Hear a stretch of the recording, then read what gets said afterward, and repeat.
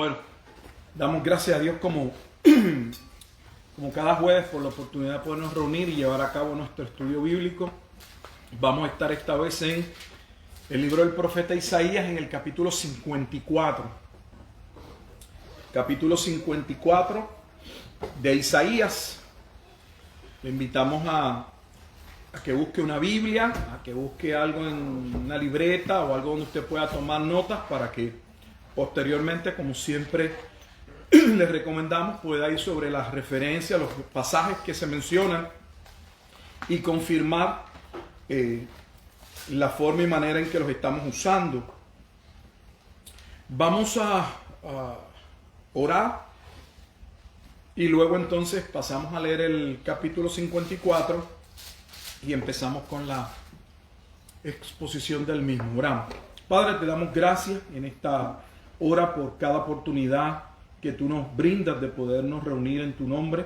Agradecido, Señor, de que tú hayas preservado tu bendita palabra. La reconocemos como nuestra única regla de autoridad, fe, en materia, Padre Santo, de todos los aspectos de la vida del hombre.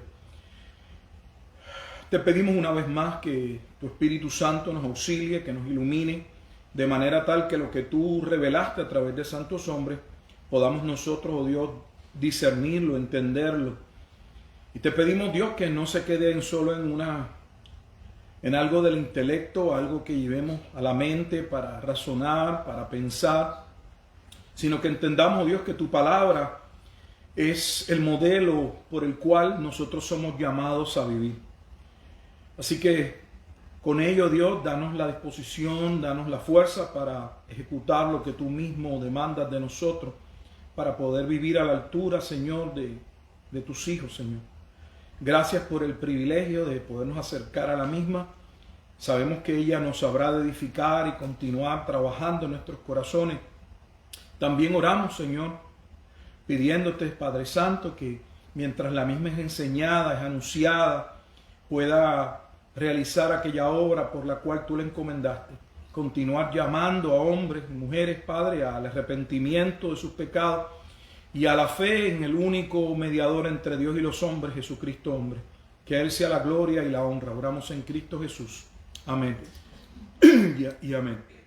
Vamos a tomarnos el tiempo de dar una lectura al capítulo 54 y entonces pasamos a hacer un breve bosquejo y a explicarlo. Y dice así, Isaías 54, iniciamos en el versículo 1. La lectura dice: regocíjate, oh estéril, la que no daba luz, levanta canción y da voces de júbilo, la que nunca estuvo de parto, porque más son los hijos de la desamparada que los de la casada, ha dicho Jehová. Ensancha el sitio de tu tienda y las cortinas de tus habitaciones sean extendidas. No seas escasa, alarga tus cuerdas y refuerza tus estacas, porque te extenderás a la mano derecha y a la mano izquierda, y tu descendencia heredará naciones y habitará las ciudades asoladas. No temas, pues no serás confundida, y no te avergüences, porque no serás afrentada, sino que te olvidarás de la vergüenza de tu juventud, y de la afrenta de tu viudez no tendrás más memoria. Porque tu marido es tu hacedor, Jehová de los ejércitos es su nombre, y tu redentor, el Santo de Israel, Dios de toda la tierra será llamado. Porque como a mujer abandonada y triste de espíritu te llamó Jehová, y como a esposa de la juventud que es repudiada, dijo el Dios tuyo: por un breve momento te abandoné, pero te recogeré con grandes misericordias. Con un poco de ira escondí mi rostro de ti por un momento, pero con misericordia eterna tendré compasión de ti, dijo Jehová tu Redentor. Porque esto me será como en los días de Noé, cuando juré que nunca más las aguas de Noé pasarían sobre la tierra.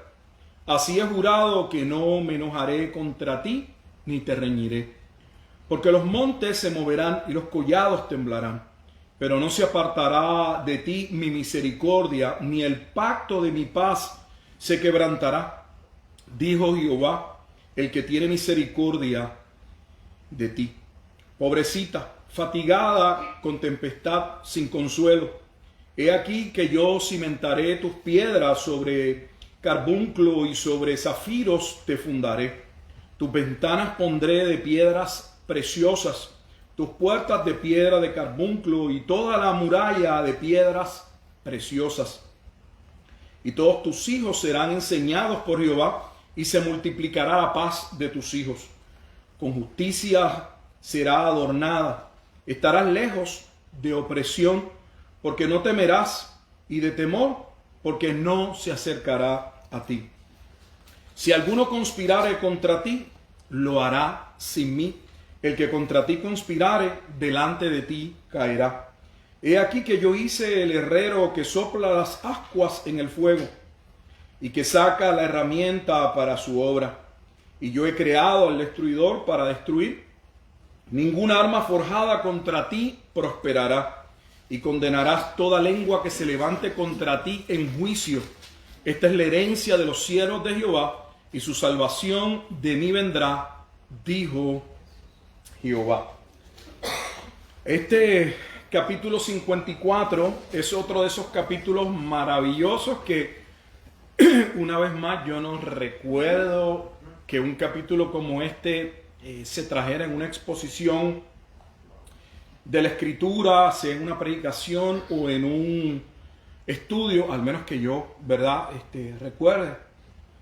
Y ya vimos que este capítulo 54, porque lo hemos mencionado en varias ocasiones, su importancia, ya que de este capítulo es que Pablo toma y explica la alegoría que se encuentra en Gálatas capítulo 4, versículos 21 al 31, la alegoría acerca de aquellas dos mujeres que le dan, las primeras dos mujeres de Abraham.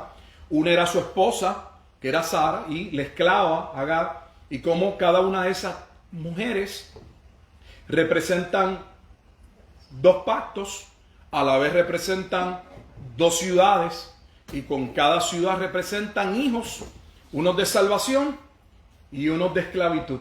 Una Jerusalén de arriba, una Jerusalén de abajo. Y eso proviene del capítulo 54. Cuando uno lee este capítulo, si no presta atención, no nota o no ve, no observa que el capítulo está dividido en una...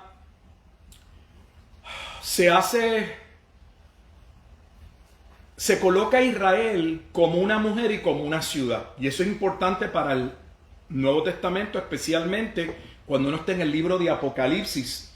Porque cuando iniciamos el capítulo 54, al menos hasta el versículo 11, 54, 1 al 11, se habla de esta mujer que fue repudiada, que fue abandonada, que estuvo en desolación. Y ese cuadro de la mujer ya viene siendo presentado en Isaías como una referencia al pueblo.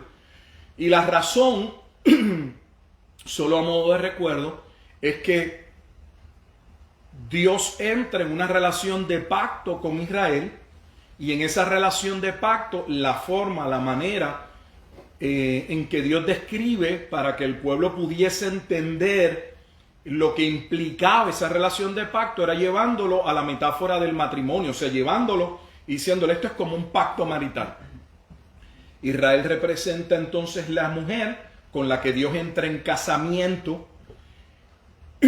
y por lo tanto vemos que Dios se presenta como ¿quién? Como su esposo, su marido. Esto no es particular de Isaías, pues lo podemos ver en cualquiera de los profetas. Uno de los profetas que más claro se ve es en el libro del profeta Ezequiel, en el capítulo 16, cuando habla de aquella mujer desnuda que el Señor encuentra, que no provenía de ninguna clase social alta ni nada por el estilo, y que él entra en una relación amorosa de pacto, se casa con ella, la prospera, pero como ella posteriormente le abandona. Que esa historia está ligada a un libro en el Antiguo Testamento. Usted que todo es maravilloso, todo está correlacionado, el libro de Oseas. Cuando uno lee el libro de Oseas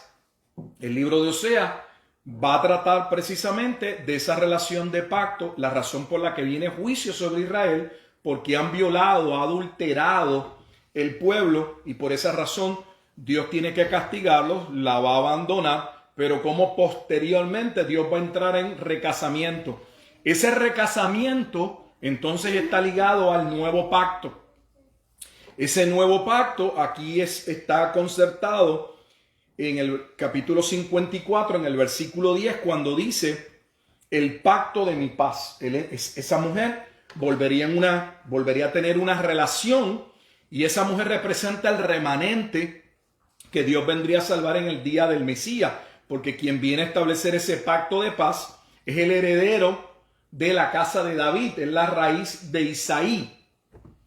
Así que por un lado vemos en el capítulo 54, iniciando versículo 1 hasta versículo 11, vemos una personificación de Israel como una mujer, y por el otro lado vemos entonces Israel en términos de la ciudad. O sea que el capítulo está dividido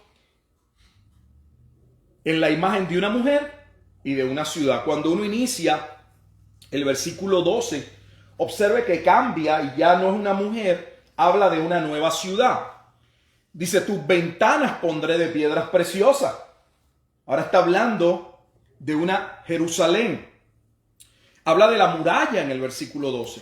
Toda tu muralla de piedras preciosas.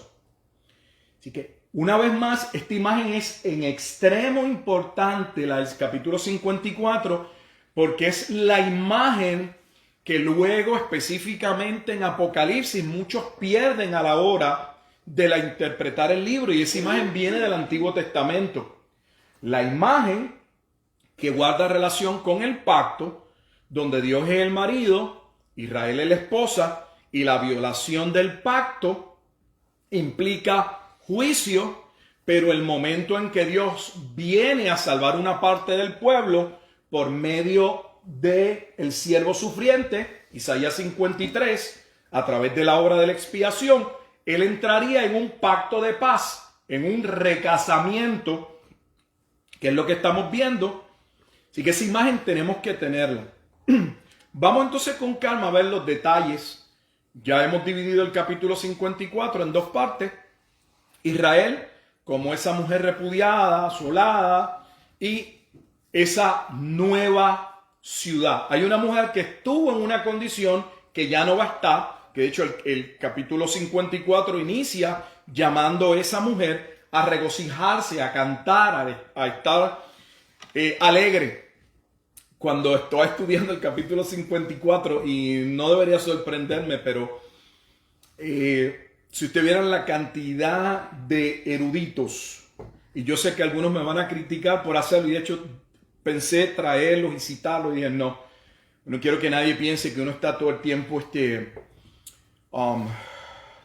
no sé, atacando personas, pero los que estudian un poco más, yo los insto a que busquen cualquier comentario de los académicos y van a observar que casi todos aseveran que hay una desvinculación entre Isaías 53 y Isaías 54, y yo no sé de dónde ellos sacan que el capítulo 54 da un salto, de un cambio, y que de momento está hablando de la tristeza, de el sufrimiento del siervo sufriente, y cambia a una mujer que luego de haber sufrido por un tiempo ahora debe sentir gozo, porque para ella se le proyecta, se le vaticina, se le profetiza un tiempo glorioso luego de un tiempo de castigo. Y ellos dicen, hay una separación. No sabemos cómo del capítulo 53 llegamos al 54. Por eso le digo que tenga mucho cuidado con los seminarios hoy. No sé qué teología es la que se enseña, porque la relación es sencilla. Si alguno de ellos en algún momento viera uno de estos videos, el capítulo 53 de Isaías, la obra que va a llevar a cabo el siervo sufriente, es la base sobre la cual la mujer debe regocijarse. Mire qué sencillo. Esa es la conexión.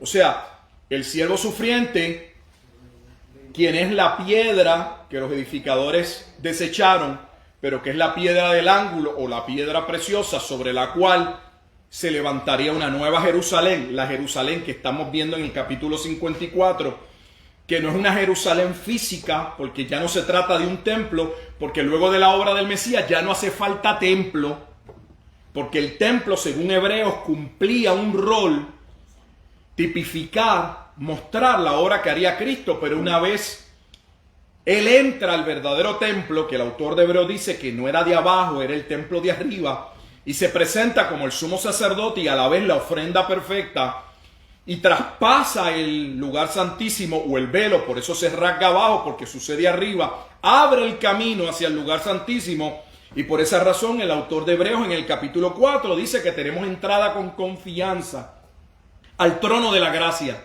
Lo que eso estaba reservado solo para un sumo sacerdote y una vez al año. Y ahora ese lugar está abierto para que cada creyente pueda orar directamente e ir sin ninguna intercesión de nadie directamente al Padre, solo bajo ¿quién? Bajo Cristo.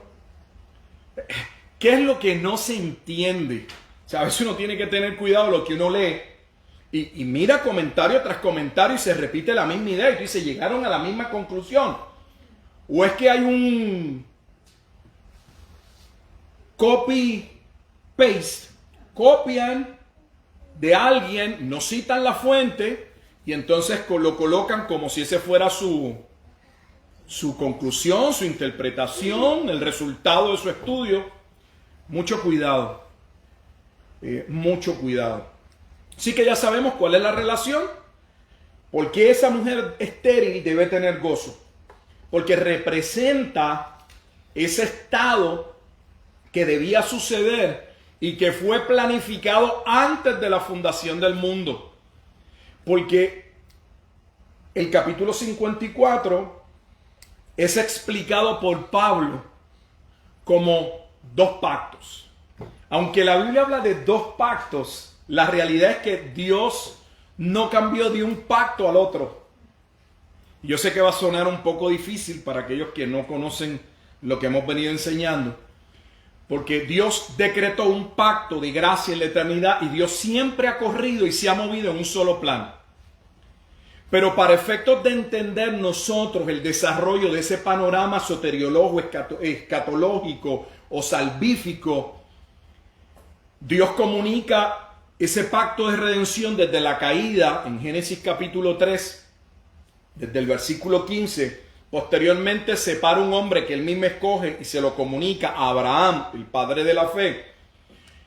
Y Abraham no es con quien Dios hace un pacto. Abraham, todo lo contrario, observa en un sueño el pacto que hace única y exclusivamente el padre, y ese padre, ese pacto el padre lo hace con su hijo según el Nuevo Testamento. Solo que el libro de Gálatas en el capítulo 3, en ese mismo autor que describe estos dos pactos, en Gálatas 4, nos dice en Gálatas capítulo 3, que antes de que llegase aquel por el cual todos los hombres serán salvos, los que van a ser salvos, entiéndase en el Antiguo Testamento y en el Nuevo Testamento, todos serían salvos por medio de la obra de Cristo. Pero dice la Escritura que en lo que llegaba el cumplimiento de aquel plan eterno trazado en la eternidad, Dios le da a Moisés la ley. Y algunos entendieron, porque ese fue el entendimiento errado de Israel, que por medio de esa ley que vino por Moisés, estipulaba un camino por el cual se podía alcanzar la justicia sobre la obediencia a los mandatos de Dios. El autor de Gálatas, Pablo, nos dice que la ley nunca tuvo el propósito de ser un camino directo a la salvación, sino que era el camino, si se quiere, en términos de mostrar nuestra pecaminosidad para dirigirnos a aquel que podía salvarnos, que es Cristo. O sea, la ley venía a confrontar al hombre con su incapacidad delante de Dios de poder vivir a la altura de la santidad, de la justicia, de ese Dios que se revela en la ley. Por eso es que la Escritura dice que la ley o el antiguo pacto era el ayo, era el esclavo, hace una comparación, que cuidaba al niño hasta que creciese y madurase y llegase el tiempo y él pudiera entender que el camino, que el medio de salvación era el Mesías. Pablo lo presenta en Romanos en el capítulo 4 diciendo que todos los que han sido salvos desde el Antiguo Testamento y luego de la obra de Cristo han sido salvos por medio de la fe. Y ya lo hemos explicado en muchas ocasiones que la fe en la obra de Cristo es el elemento común de los santos del Antiguo Testamento y de los que se salvan luego de la obra de Cristo. Solo que en el Antiguo Testamento la fe era hacia algo que iba a ocurrir. Era la fe en el plan de Dios. Pero ese plan todavía estaba hacia ¿qué? Hacia un futuro. Hoy nosotros creemos lo que la Escritura dice y no lo vemos con un cumplimiento hacia el futuro, sino que miramos esa obra ya cumplida, satisfecha, lograda, ¿con quién? Por medio de la obra de Cristo. Pero el punto común que divide nuevamente a todos los santos, que los une, no que los divide, que los une, es la fe en Jesucristo. Así que a esta mujer se le anticipa que llegaría un momento dado en que ella se iba a gozar cuando pudiese comprender y entender la obra que Dios lograría por ella por medio de Jesucristo. Digo eso porque debemos tomar en consideración el contexto. Cuando Isaías está hablando, todo esto está proyectado ¿hacia quién? Hacia un futuro. Isaías está 700 años de distancia de la encarnación y de la obra de Cristo. Al momento en que Isaías está hablando, ya el reino del norte ha caído en manos de los asirios. Habían sido devastados, aunque Dios iba a dejar un remanente. Y ya vimos, tenemos que ir un poco atrás, y ya vimos también que se profetiza que Judá también ¿qué? Caería en su momento dado y caería ante ¿quién? Ante Babilonia. O sea, antes de que después Jeremías va a entrar y va a explicar y va a dar hasta el tiempo del cautiverio, que son 70 años. Pero Jeremías tiempo antes ya está diciendo que Judá también va a ser devastada, no destruida totalmente, porque no se arrepintió de la misma manera que no se arrepintió y no entró en ese proceso el reino del norte. Y nuevamente este capítulo no es complejo, todo lo contrario, lo que se está viendo hacia un futuro escatológico, profético, donde Dios va a entrar por medio de la obra del Mesías en una relación de pacto con aquel pueblo que en un momento dado, producto de sus propios pecados, él tuvo que abandonar. Vamos a solo mirar algunos pasajes que ya consideramos. En el capítulo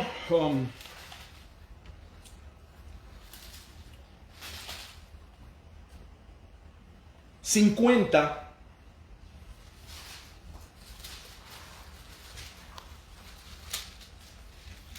esta fue otra parte que me llamó, otra parte en mi estudio me llamó mucho la atención porque muchos dicen que en este capítulo que vamos a leer 50, los primeros versículos, no hubo nunca un distanciamiento de Dios, o sea que Dios nunca se separó, se divorció, que todo lo contrario, que como está narrado es como Dios diciéndole, yo nunca me voy a divorciar de ustedes, vamos a leerlo y ustedes juzguen si realmente eso es lo que está diciendo. Mira lo que dice, inicio en el versículo 1, capítulo 50 de Isaías. Así dijo Jehová, que es de la carta de repudio de vuestra madre, con la cual yo la repudié. ¿O quiénes son mis acreedores a quienes yo os he vendido? Hay dos preguntas. Y los comentaristas, muchos de ellos alegan que estas preguntas tienen el propósito de decirle al pueblo, ¿por qué ustedes piensan que yo me divorcié de ustedes? ¿Dónde está la carta? Yo nunca me divorcié de ustedes. ¿Lo usan?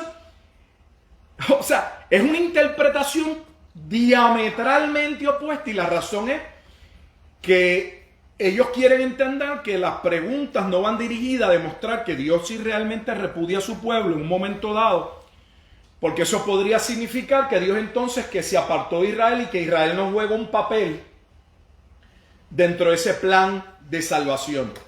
Pero ahí no termina la lectura. Luego de las preguntas, el versículo 1 todavía dice: he aquí que por vuestras maldades sois vendidos. O sea, contesta la segunda pregunta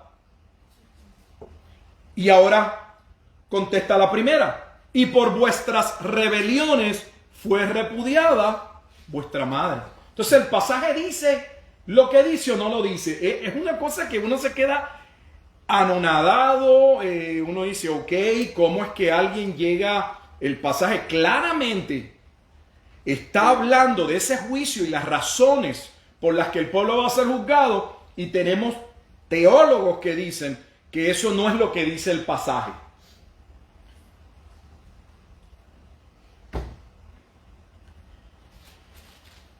Tenemos un libro que mencioné en la introducción, que de hecho habla de ese repudio y ese recasamiento, y es el profeta Oseas. O sea, no puedo entender cuál es la dificultad de personas que se llaman académicos, que se dedican a estudiar la escritura, que deberían conocer que hay un libro en la escritura que ese es precisamente el tema, que ellos mismos debaten o discuten si al profeta Oseas se le manda con anticipación, con entendimiento, a tomar una mujer que ya había sido divorciada y que había sido divorciada por adulterio, una mujer adúltera, como mujer, para que Oseas pasase, entendiese en la carne lo que era entrar en una relación de pacto con una mujer adúltera que le daría hijos ¿de qué? De fornicación. Para que Oseas entendiese exactamente cuál era el panorama en que el que se encontraba Dios con relación a su pueblo. O sea, tenemos un libro que ese es el drama, presentado en esa relación de pacto, donde producto de ese matrimonio va a haber 3 hijos, 2 varones y una mujer: Jezreel, Lo-ruama y Lo-ami. El primero y el tercero son varones y la del medio es una dama, una mujer. Jezreel básicamente significa castigo. Yo voy a venir, te voy a devastar, desolación. Se imagina, ponle el nombre de tu hijo, castigo, desolación. Y a tu hija nace un segundo hijo, es una mujer, y le dice, ponle, no tendré misericordia, sin misericordia. Qué nombre bonito. No misericordia, ven acá. Y le nace un tercer hijo y le dice, le pones por nombre, no eres mi pueblo. Pero es que narra la historia. Dios vendría en castigo por el adulterio, ese castigo sería sin misericordia, y ese pueblo que era pueblo dejaría de ser pueblo. Pero luego se contrasta y dice que Dios entonces llamaría a esa mujer posteriormente y entraría en una relación de pacto. Y donde se le había dicho, no eres mi pueblo, entonces ahora se le llama que no se le va a llamar Lo-ami, sino Ami, pueblo. Y donde se le había llamado Lo-ruama, sin misericordia, se le va a llamar Ruama, o sea, misericordia. Dios va a tener misericordia posteriormente y ellos van a ser su pueblo. O sea, mostrando que eso no se limitaría, como lo dice Isaías y lo hacen otros profetas, solo a la salvación de un remanente de Israel y de Judá, sino que estarían incluidos ¿quiénes? Gentiles. Así que la teología nuevamente de que los gentiles no estaban incluidos, que los gentiles no estaban en el pacto de Dios, que los gentiles son una brecha, una pausa en el reloj de Dios, todos esos inventos, con toda honestidad, yo no puedo ser más franco, eso es un disparate, amados hermanos. Yo no sé cómo decirlo en un tono lindo, bonito. Eso lo menos que muestra es ignorancia. No conocen las escrituras. Ustedes se han convertido en estaciones repetidoras. Porque no solo los profetas claramente hablan de la salvación de los gentiles, sino que el Nuevo Testamento interpreta el Antiguo Testamento y dice que Dios desde el principio dejó constancia de que los gentiles también serían llamados a salvación. Pablo lo hace en varias ocasiones. En Romanos 4 nuevamente lo hace. cuando dice que, o contesta la razón por la cual Dios declara justificado por la fe a Abraham, siendo incircunciso, le da la orden de circuncidarse y circuncidar a todos los demás posteriormente. Y la interpretación que la Biblia hace de ese momento histórico es porque Dios quería constatar, dejar de antemano constancia que Abraham sería padre de circuncisos e incircuncisos. O sea, que la Biblia de antemano anticipaba la salvación ¿de quién? De los gentiles. Qué difícil si la Escritura se interpreta por sí misma, porque entonces tenemos que llegar a una conclusión diametralmente opuesta. Yo, o con toda honestidad no lo entiendo. Así que esta mujer, vea Gálatas 4, la alegoría está representada en Sara, donde estaba en pacto marital con Abraham por 25 años.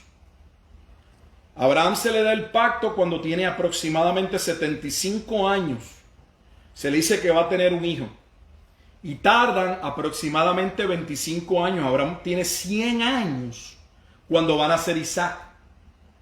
En ese tiempo, dice la Escritura, que hasta en un momento dado su propia esposa, cuando oye acerca del nacimiento, ya ha pasado el tiempo y ella piensa esto no se va a cumplir. De hecho, esa es la razón por la que su propia esposa le dice, mira, yo no sé si nosotros hemos interpretado bien la palabra de Dios, a lo mejor el hijo ese que Dios te va a dar puede ser por otra forma. Tómate a mi esclava y ten un hijo con ella.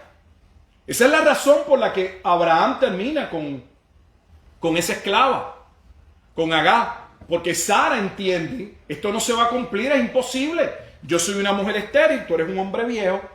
Debemos haber entendido mal a Dios, tal vez esa no sea la interpretación.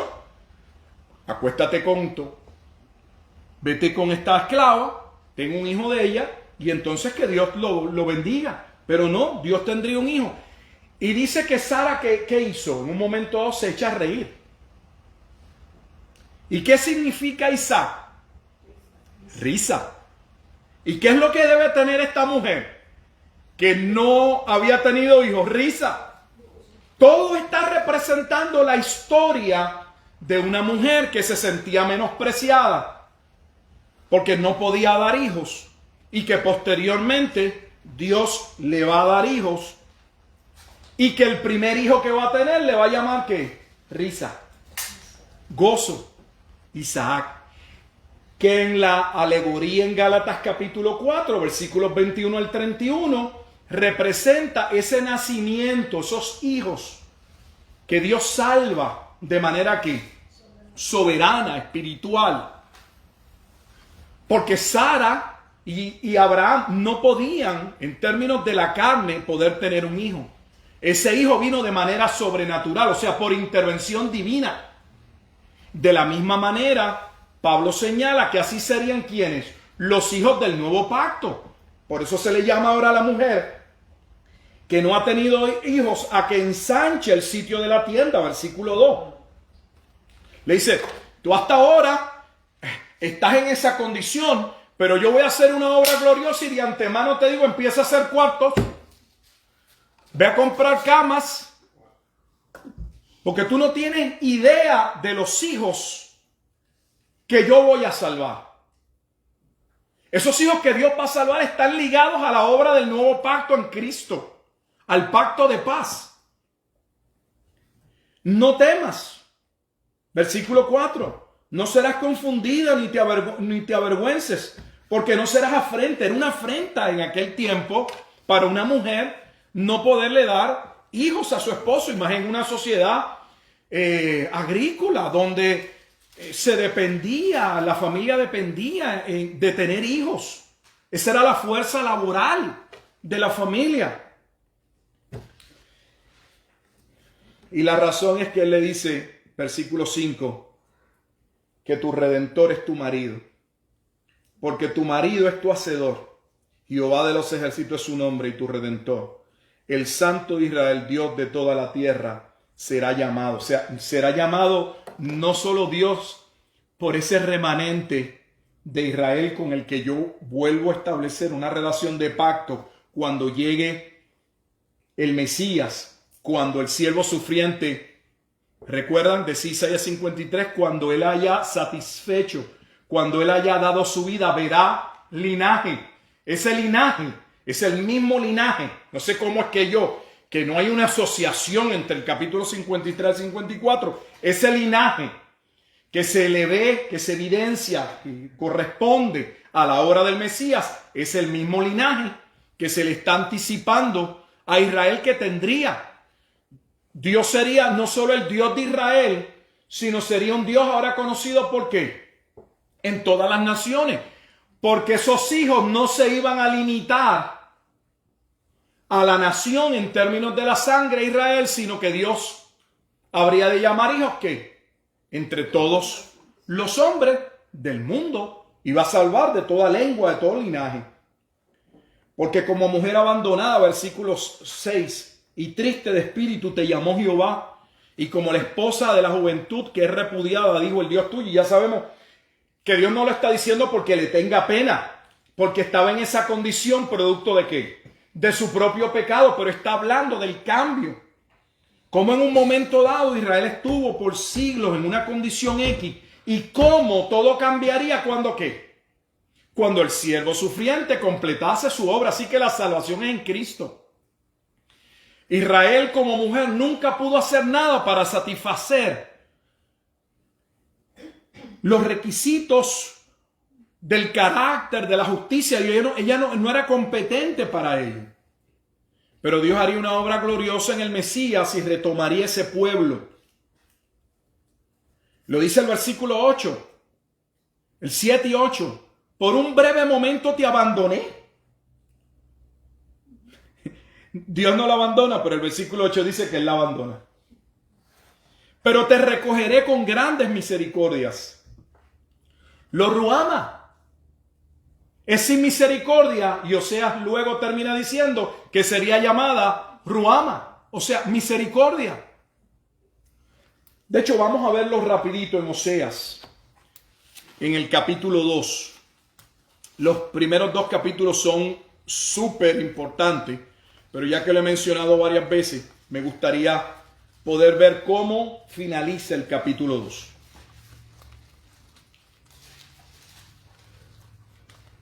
Aquí hay un juego de palabras. El versículo 23, Oseas 2:23, es el último versículo o pasaje del capítulo 2, dice: y la sembraré para mí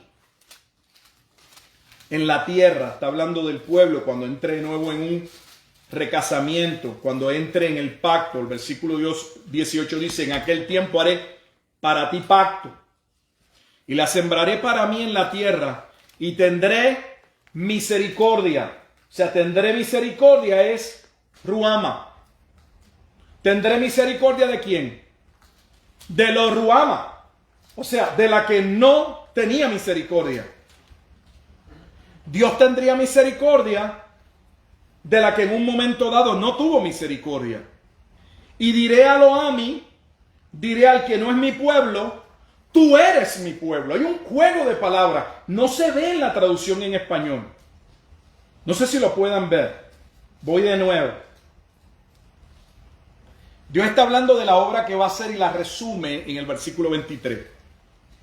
Dios tendría misericordia. Eso significa ruama. Tendré misericordia es ruama. ¿Tendría misericordia de quién? De los ruama, de quien no tenía misericordia. Y luego dice: y diré, y le diré a Lo-Ami, le diré a quien le dije, no eres mi pueblo, Ami, eres mi pueblo. Dios por un momento dado castigaría al pueblo, pero luego vendría en recasamiento cuando el Mesías completase esa obra gloriosa. Bueno, regresamos entonces al capítulo 54. Versículo 8, con un poco de ira escondí mi rostro de ti por un momento, pero con misericordia eterna tendré compasión de ti, dijo Jehová tu Redentor. Porque esto me será como en los días de Noé, cuando juré que nunca más las aguas de Noé pasarían sobre la tierra. Así he jurado que no me enojaré contra ti ni te reñiré. Lo que está hablando es que ese pacto de paz es un pacto que inquebrantable. Ellos quebrantaron el antiguo pacto, pero el pacto que completaría el Mesías, la obra que haría el Mesías, nadie podría cambiarla. O sea, nos coloca en una relación que segura. Por eso es importante conocer las doctrinas, conocer la Escritura. Está hablando de la seguridad de esa obra que hizo el Mesías. Porque descansa ¿en quién? En la obra del siervo sufriente. No en la obra nuestra. Nosotros somos llamados a mostrar nuestra fe por las obras. Pero no somos salvos por obras. No logramos nuestra salvación por obra, ni perdemos nuestra salvación por obras. Porque nuestra salvación descansa en la obra única y exclusivamente de Jesucristo. Él es quien establece ese pacto. Y lo que está diciendo, el cuadro que está diciendo, ¿recuerdan cuando le dije a Noé, ¿sabes qué? Hice este juicio y raí a los hombres y los animales de la faz de la tierra con agua. Pero no lo hago un pacto que no vuelvo a hacerlo de esa manera. Y está usando eso para decirnos que de la misma forma, en la misma manera, entonces, si en el antiguo pacto terminaría con juicio, de antemano le dice, los que entran en el nuevo pacto, que para ustedes ya no hay que. Romanos 8:1. Ahora pues ninguna condenación hay para los que están en Cristo. Nuestra salvación descansa completamente en la obra del Mesías. Le dice, porque los montes se moverán y los callados temblarán, pero no se apartará de ti mi misericordia. No importa lo que tú veas, lo que suceda. ¿Por qué? Ni el pacto de mi paz se quebrantará, dijo Jehová, el que tiene misericordia. Y luego que Dios habla de ese cambio de esa mujer que es repudiada, que sufre por sus rebeliones, pero que posteriormente va a ser tomada, y va a ser tomada de una manera diferente, dramática. Ahora habla de esa mujer y la describe como una ciudad. Esa imagen de la mujer y la ciudad es la antítesis de la comparación que se establece en el libro de Apocalipsis. Apocalipsis es el juicio contra una ciudad y el establecimiento y el cuidado de Dios con otra ciudad. Es el juicio sobre una mujer ramera y habla del gozo de la nueva relación, de las bodas del Cordero con la esposa. Es una mujer y una ciudad. Por eso no podemos entender luego el Nuevo Testamento, porque no comprendemos las imágenes del Antiguo Testamento. No son inventadas. Están por todo el Antiguo Testamento en los profetas.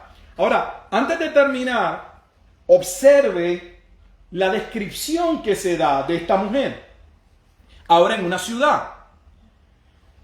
Versículo 12. Tus ventanas pondré de piedras preciosas, tus puertas de piedra de carbunclo, y toda tu muralla de piedras preciosas. Observe que hay una referencia que no estaba en el Antiguo Testamento. Eso es un pasaje que colocan nuevamente los que trabajan en la traducción del hebreo al español, y se percatan que ese pasaje es el pasaje que utiliza de base ¿quién? Juan. ¿En dónde? En Apocalipsis. O sea que la asociación entre una mujer y una ciudad no la estamos estableciendo nosotros. Esa no es mi punto de vista, mi teoría. No se trata de teoría. Es la forma y la manera en la que la Escritura se interpreta.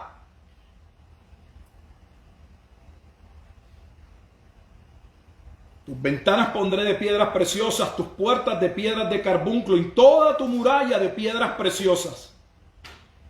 y tus hijos serán enseñados por Jehová, y se multiplicará la paz de tus hijos. Y observe que tenemos nuevamente otra referencia, nuevamente al mismo apóstol Juan, solo que ahora ¿en dónde? En el Evangelio de Juan, en el capítulo 6. Entonces, ¿dónde se ve cumpliendo estos hijos? Vamos un momento a Juan 6. Porque estos pasajes no solamente nos colocan para poder interpretar de manera correcta la Escritura, sino que nos colocan en el tiempo en que se está concibiendo, en que se está dando por sentado que se está cumpliendo la Escritura. Juan capítulo 6.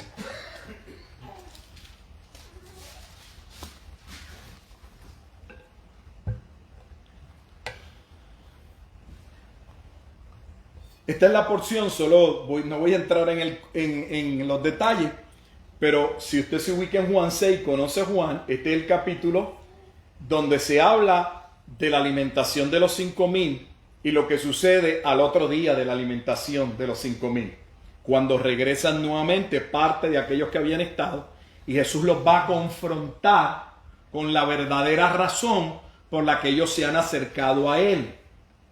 Dentro de esa lectura voy a leer en el versículo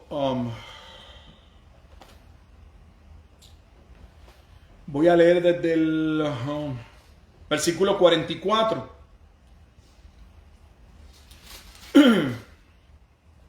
Dice: ninguno puede venir a mí si el Padre que me envió no le trajere. Yo no sé si usted con solo ya ver ese versículo, y no es el clave, ya empieza a ver la asociación. Porque dijimos que Pablo interpreta a esa mujer y a sus hijos como los hijos del pacto, y los hijos del pacto son la Nueva Jerusalén, y son los hijos que nacen por una obra milagrosa que es la regeneración. Y aquí nos dice: ninguno puede venir a mí, o sea, nadie puede ser su hijo de manera humana, lo va a ver. Ninguno puede venir a mí si el Padre que me envió no le trajere, y yo le resucitaré en el día postrero. Escrito está en los profetas, y serán todos enseñados por Dios. Así que todo aquel que oyó al Padre y aprendió de él, viene a mí. ¿Y a dónde nos refiere el versículo 45? A Isaías 54. ¿Cuál es la relación entre Juan 6, 45 y 46 con Isaías 54? Que esa nueva ciudad descrita con piedras preciosas representa ¿a quién? A las piedras, los creyentes. Por eso Pedro dice que somos piedras de ese edificio cuya piedra angular es quien Cristo. Esa es la idea de Primera de Pedro capítulo 2. Son las asociaciones que la propia Escritura establece. O sea que esa nueva Jerusalén no es una Jerusalén física. Son los hijos de la mujer que no daba luz. Porque el antiguo pacto no podía dar hijos. La salvación no descansaba en la ley, descansaba en el cumplimiento de la ley en la persona del siervo sufriente, Cristo. Ojalá que podamos verlo, porque es glorioso, es refrescante ver cómo todas las escrituras se van interpretando, y hay una relación, hay armonía, hay correspondencia. Con justicia serás adornada. ¿Con justicia? Con la justicia que se establece en el capítulo 53, que alcanzaría ¿a quién?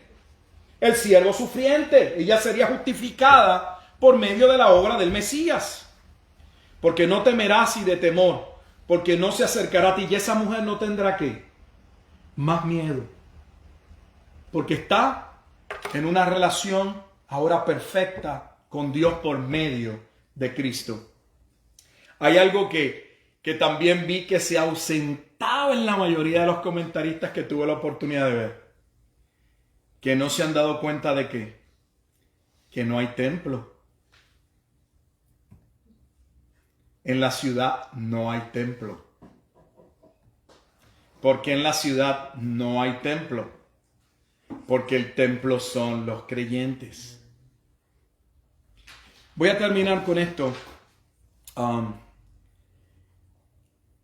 Isaías 54, versículo 12, tiene una cita o hace referencia a que lo que se está compartiendo ahí con relación a esas piedras preciosas con las que va a ser adornada esa ciudad, que guardan relación con ¿quién? Con el capítulo 21 de ¿quién? De Apocalipsis. Vamos a el último libro de la Biblia que termina en el capítulo 22. Vamos al capítulo 21 de Apocalipsis.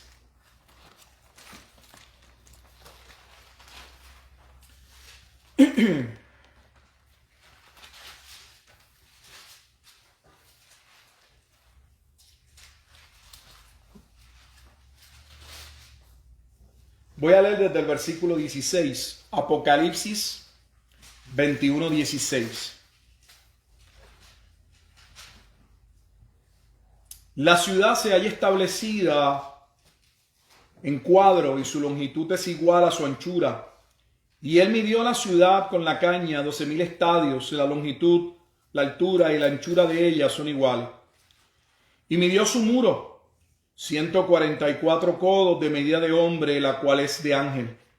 El material de su muro era de jaspe, pero la ciudad era como de oro puro, semejante al vidrio limpio. Y los cimientos del muro de la ciudad estaban adornados con toda piedra preciosa.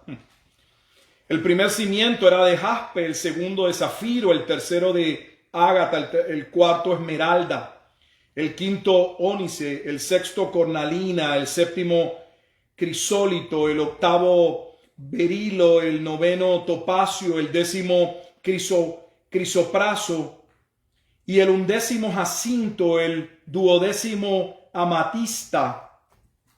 Las 12 puertas eran 12 perlas. Cada una de las puertas era una perla. Y la calle de la ciudad era de oro puro y transparente como vidrio. Versículo 22. Y no vi en ella. Y no vi en ella. Y no vi en ella templo. Porque ya no hace falta templo. Lo explica. Porque el Señor Dios Todopoderoso es el templo de ella y el Cordero. Antes de terminar, si como alegan nuestros hermanos literalistas que Apocalipsis lleva una secuencia y que no se puede violar, que eso, con toda honestidad, eso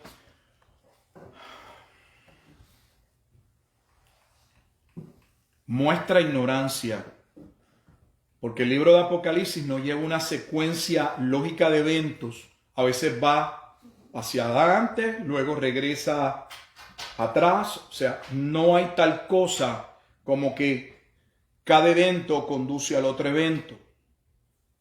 Pero si como ustedes alegan es así, de hecho esa es la razón por la que el dispensacionalismo pretribulacionista, premilenialista entiende que el milenio sea después de la segunda venida de Cristo.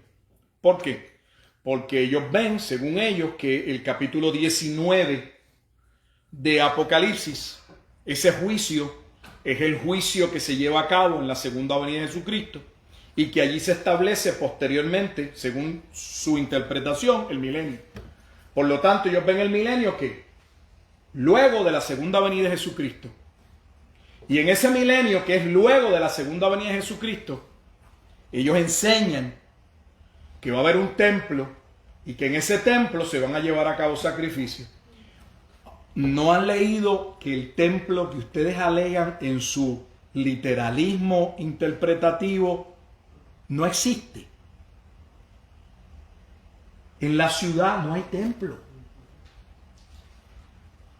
¿En qué templo se van a llevar a cabo los sacrificios si el propio libro de Apocalipsis en el capítulo 21 y en el versículo 22 dice que no hay templo? Porque Dios mismo es el templo y el Cordero. Entonces, ¿en qué templo es en el que se van a llevar a cabo los sacrificios? Dios nos ayude. Queda mucho, pero es glorioso lo que vamos a ir viendo. Vamos a resumir hasta aquí para terminar el estudio de Isaías 54. Hay una clara armonía entre el capítulo 53 al 54, la obra del siervo sufriente, que sería aceptada por Dios, que traería salvación a muchos, que por medio de su vida, muerte y resurrección vería linaje. Ese linaje ahora le es anunciado a esta mujer, que a la vez representa una ciudad. Una mujer que violó el pacto y que fue duramente reprendida, repudiada, pero que posteriormente volvería a entrar en una relación de pacto, no porque en ella hubiese nada, sino porque Dios tendría de ella misericordia, porque Él le placería. Esa mujer representa al pueblo de Israel en una relación de pacto, cuando se completase el pacto de paz en Isaías, que es el nuevo pacto, que quien lo llevaría a cabo es el siervo sufriente a través de su obra. Y esa obra del Mesías, o esos hijos que esa mujer no había tenido o no había podido dar a luz, representan una nueva Jerusalén. Y esa nueva Jerusalén es la misma Jerusalén que en el capítulo 4 de Gálatas Pablo dice que es la Jerusalén de arriba. Por eso es que en Apocalipsis capítulo 21 se ve a la santa ciudad descendiendo ¿de qué? Del cielo, porque es la Jerusalén de arriba que viene ahora a tomar parte en la obra consumada de Dios. ¿De qué? De ese cielo nuevo y esa tierra nueva. Somos los creyentes, esa nueva ciudad donde ya no hace falta templo, porque la obra que se hacía en el templo fue consumada, según el libro de Hebreos, completamente en la persona de Jesucristo. Por lo tanto, ya no hay ningún sacrificio que hacer. De hecho, el autor de Hebreos en el capítulo 10 hace una advertencia que yo creo que algunos de ustedes pastores no han atendido, y es que dice que debemos tener cuidado de pisotear la obra de Cristo. Que cualquiera que tuviere por inmunda la sangre del pacto no le esperaría otra cosa sino una horrenda expectación de juicio y de hervor que ha de devorar a los adversarios. ¿Y de qué trata Hebreos capítulo 10? De que Jesús, por medio de su sangre, ha cumplido, ha satisfecho el nuevo pacto. Ese mismo nuevo pacto que algunos de ustedes dicen no se ha cumplido y que se ha de cumplir en la última semana de Daniel. Dentro de la semana de la tribulación, 7 años en algún momento antes de la segunda venida de Jesucristo. Con todo respeto, amados, o tomamos con seriedad la Escritura, porque no estamos hablando de detalles que la Escritura no sea clara. Son claros. Somos nosotros los que forzamos la Escritura y hacemos malabares teológicos para acomodar la Escritura a nuestra posición. Y si eso lo estamos haciendo con premeditación y alevosía, No somos diferentes a un falso maestro o a un hereje. Es serio. Cuando el autor de Hebreos escribió lo que escribió, le estaba hablando a compueblanos, a judíos, que aunque alegadamente habían abrazado a Cristo como Salvador, todavía seguían ligados a la obra del Antiguo Testamento y al primer pacto. Y en el capítulo 8, versículo 13 les dice que ya habiendo Cristo satisfecho, habiendo cumplido la profecía del nuevo pacto, Jeremías capítulo 31, solo debíamos esperar el fin de aquel primer pacto, porque lo que se había completado vendría a finalizar, pues ya había iniciado el nuevo pacto mediante la sangre de Jesucristo, tal y como en Mateo capítulo 26, versículo 28, si no me equivoco, Jesús le dice a sus discípulos: esta es la copa del nuevo pacto en mi sangre, que por vosotros es derramada para la remisión, para el perdón de vuestros pecados. Cualquiera que le reste, que le quite a la obra de Cristo, según el libro de Hebreos, está en serios problemas delante de Dios, aunque con su boca diga que cree en Cristo. Oramos. Bendito Dios y Padre eterno, te alabamos y te damos gracias por tu palabra. Es glorioso ver cómo libros que se distancian uno al otro de 700 años o más en otros momentos dados, cómo todo haya una armonía, cómo se correlacionan, cómo hay correspondencia, cómo hay congruencia, cómo no entran en contradicción. Y la razón es porque es palabra inspirada. Creemos, oh Dios Padre, que tu palabra es verdad. Y te damos gracias porque los pasajes que no necesariamente son de fácil comprensión, son explicados en otro momento dado, en otro pasaje o en otro libro de la Biblia, el cual arroja luz y nos ayuda a entender lo que en un momento dado no podíamos comprender. Gracias por la obra de tu amado Espíritu Santo. Gracias por haber preservado tu palabra. Sin ella estaríamos perdidos. Ayúdanos a amar este tesoro que hemos recibido y que somos, Padre, reacios y vagos, Señor. Y hay una apatía, Señor, al estudio de tu bendita palabra. Ayúdanos a acercarnos a ella y escudriñarla, reconociendo, como Jesús mismo dijo, que ella es la verdad y que en ella hallamos la vida eterna. Y que esa vida eterna sea proclamada, pues es una persona, Jesucristo. Él es el camino, Él es la verdad y Él es la vida. Ojalá, Padre Santo, oramos que muchos puedan entender, de acuerdo a tu bendito plan, que no hay otro camino, que no hay otro nombre bajo el cielo dado a los hombres en el cual podamos ser salvos. Solo en Cristo Jesús. En Él damos gracias. Amén y amén.